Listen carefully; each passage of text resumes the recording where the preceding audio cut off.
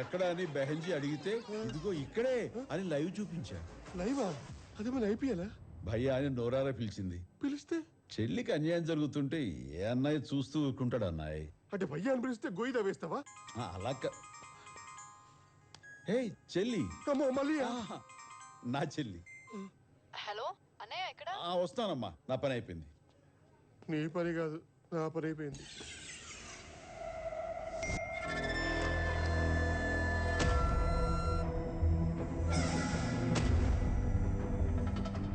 Informer एक taxi driver है, Prince guard के सामने खड़ा है।